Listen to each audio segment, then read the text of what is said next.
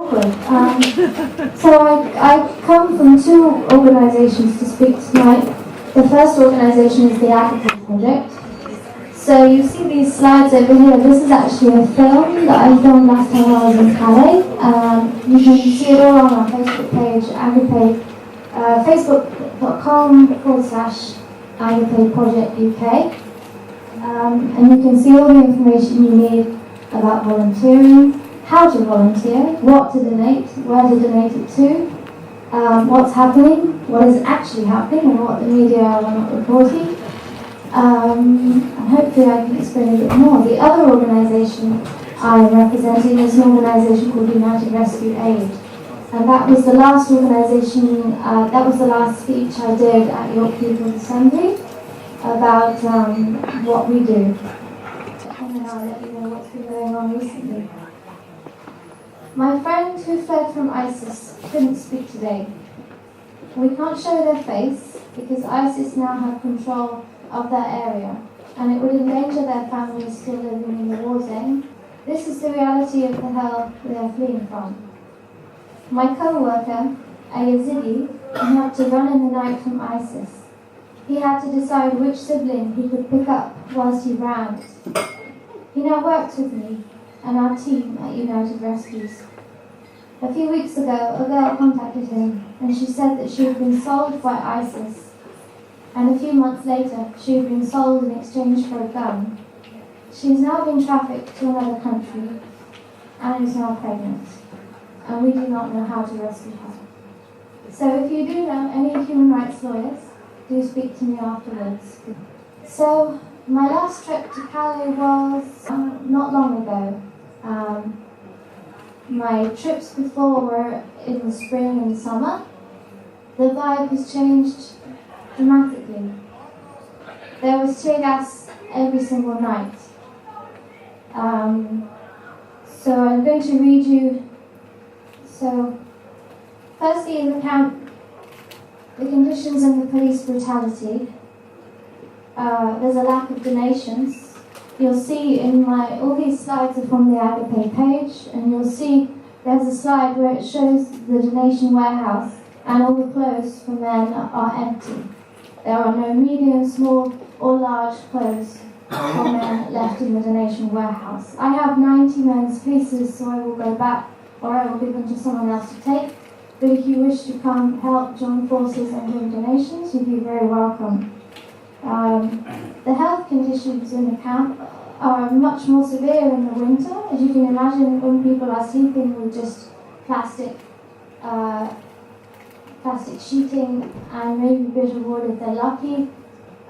Chest conditions, TB, meningitis. They call it the jungle cough. Everyone has it, even volunteers. Also, it's the tear gas, it's the sand. Because it was an asbestos dumping ground, that causes a lot of chest-related injuries, chest-related health conditions. This week, with the tear gas, a newborn baby nearly died of breathing difficulties, but was resuscitated in the ambulance. You'll see all these pictures. I'd say 90% of these pictures are from this week. That was in Greece this week. So I wrote something a little bit about the brutality. So I made a video about the donation warehouse, and I showed in the video all the areas, what's donated, what we do with it. So my letter on my public page says, you know that video I made of the donation warehouse? We show you around, and next to the hygiene and boxes of soap section, I asked about the crutches piled up in a box. What are the crutches for? For disabled and sick people? Yes. But also, they are for when the police or fascist gangs come and nearly permanently disable people. The police brutality is so severe. Then Hetty in the film says, we could do with a stretcher or two. You know why? Because when people are beaten that badly and regularly, they have to be carried out of the camp. And this was happening when we are there normally.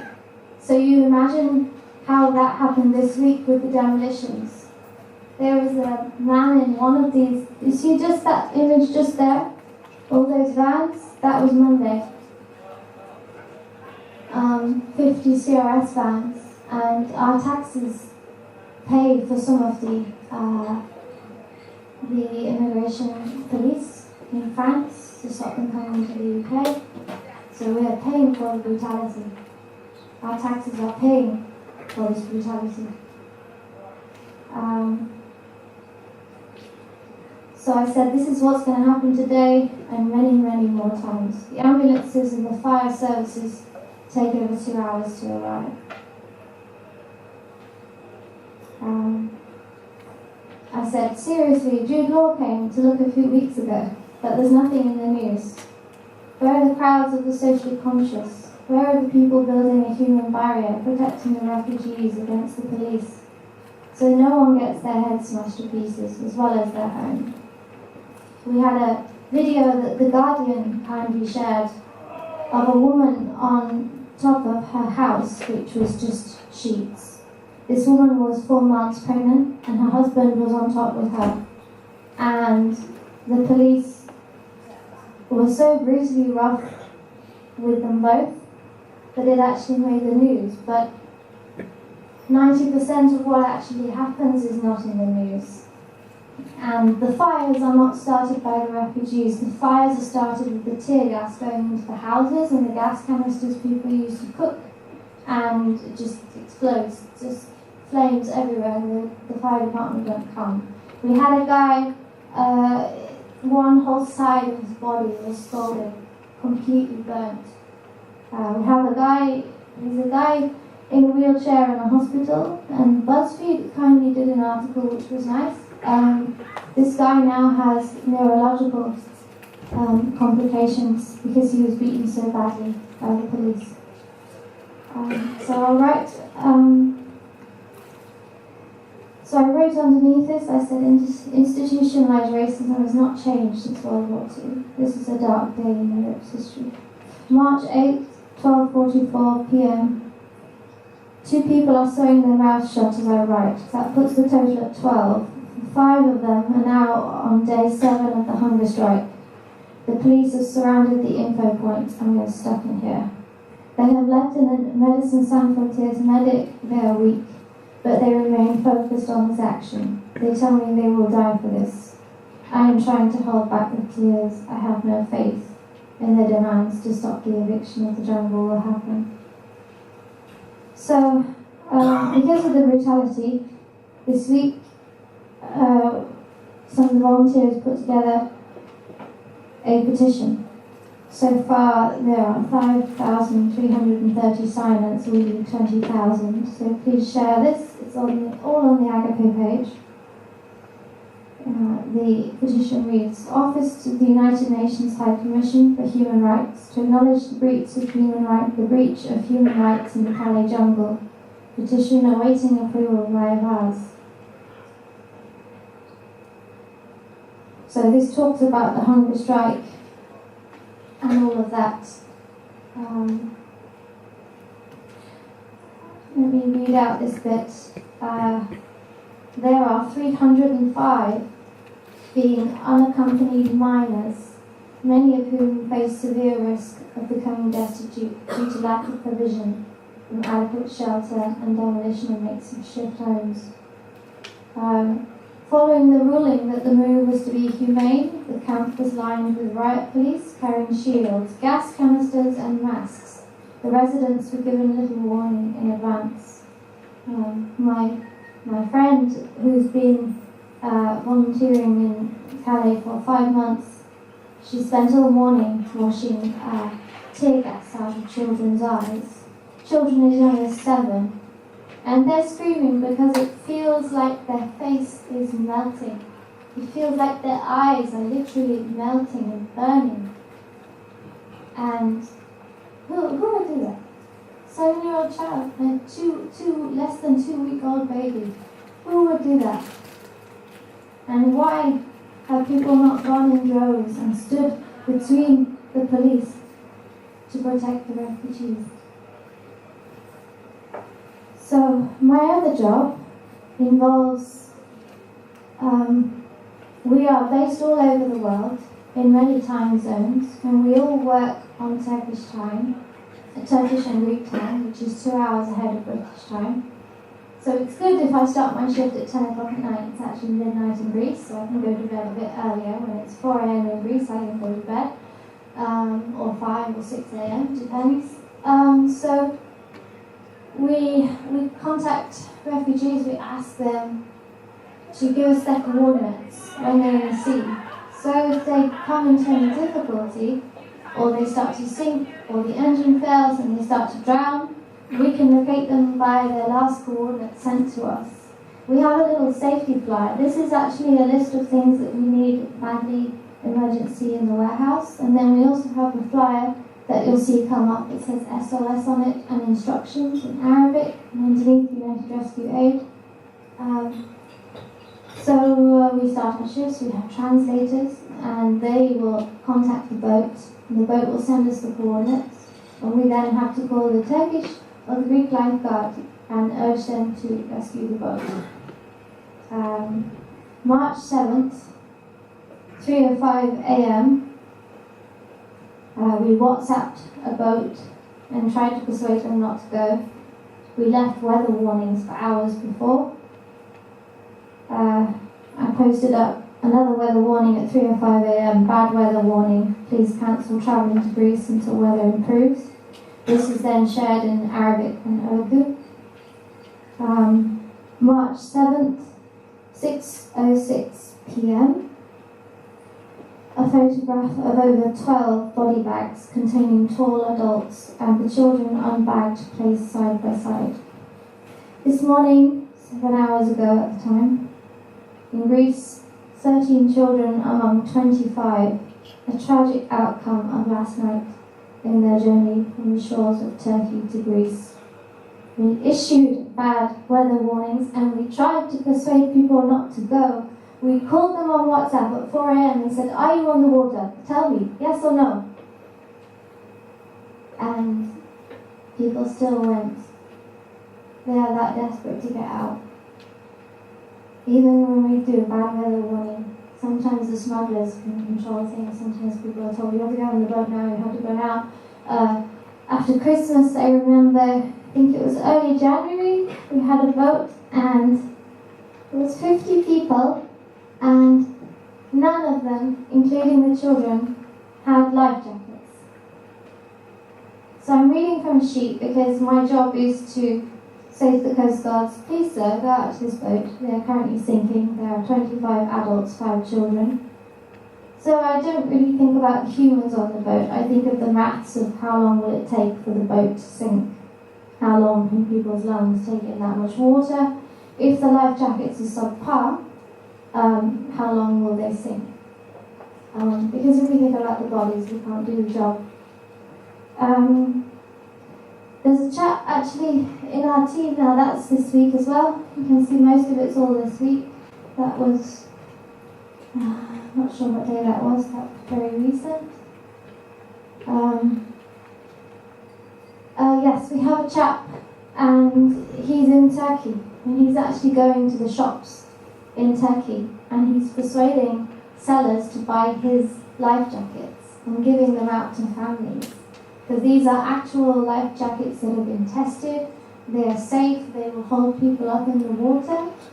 So we've been sharing his work and hopefully we get more funding, we can get more life jackets out to people. Also we have groups that are on the ground in Greece, in the borders, in Macedonia, and they're bringing aid, food, clothing, medical care. We need more doctors on the ground. We have children's feet are rotting in the mud, and that's just a small part of the numerous medical emergencies. With regards to the chaos in Calais, is that the Refugee Rights Data Project have looked into the human rights abuses in Calais.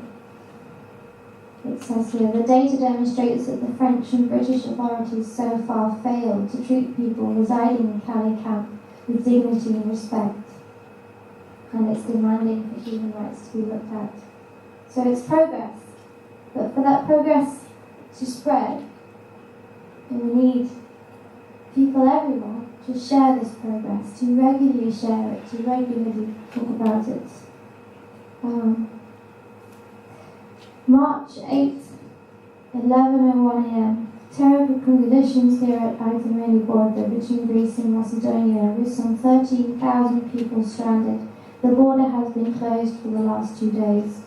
Almost no one can proceed as restrictions continue to be added.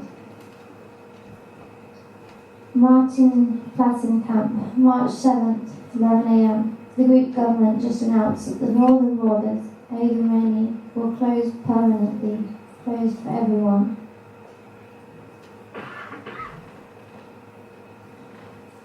You've seen in America the Black Lives Matter protests, and it reminded me of a quote. Riots are the voice of the unheard, and you will hear us now. And often activism is portrayed in the media as something that rebels or hippies do, or something that students briefly partake in before they join the rat race. But actually, activism is a state of mind, it's a state of life. It's a life-changing lifestyle that moves your heart and compels you to speak. By recognizing corruption, fascism, racism, ableism in our society, without activism, the voice of the unheard would not be heard. It would truly be a dictatorship and a police state.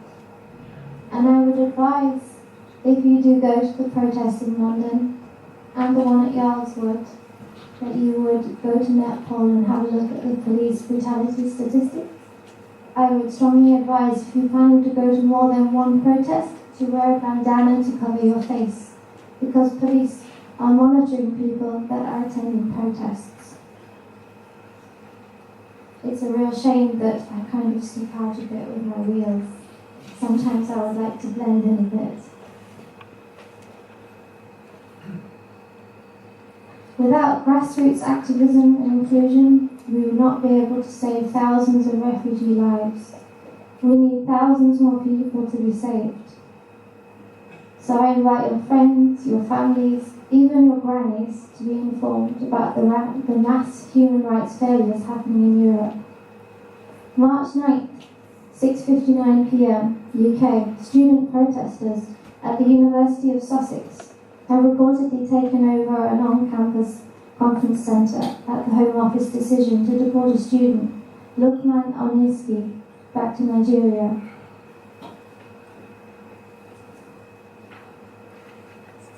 Please give a shout out to Black Lives Matter on social media, because their voice needs to be heard. There is still so much work to do, so Martin Luther King's name lives on in Black Lives Matter. Also tomorrow is the Yarlswood demo at the detention centre, which is run by G4S, where refugee women are regularly sexually assaulted. Nothing is done. They live in inhumane conditions in the UK. The bus seats are full, but if you are interested in going, please see me after. In Australia, this week and last week, doctors refused to discharge a child because they refused for the child to be sent back to Nauru Detention Centre because of the harrowing, inhumane conditions. So as it's been Mothering Sunday recently and Mother's Day, I'd like to dedicate this talk to my mother, the activist who gives me the strength to keep going, and also to Esme from Refugee Action for all her support. She's been there every time lots of people have died in the sea and I finish my shift and she's getting up to work, and she's been there for me as a great emotional support and help. For all the information you need, facebook.com/the Agape Project UK. If you're interested in coming to Calais, or you're interested to know about protests or how to volunteer, you can email me. The website for our group, in where we work with helping refugees via United Rescues, when we work with the Coast Guard and ask them to rescue boats, Our website is unitedrescues.eu.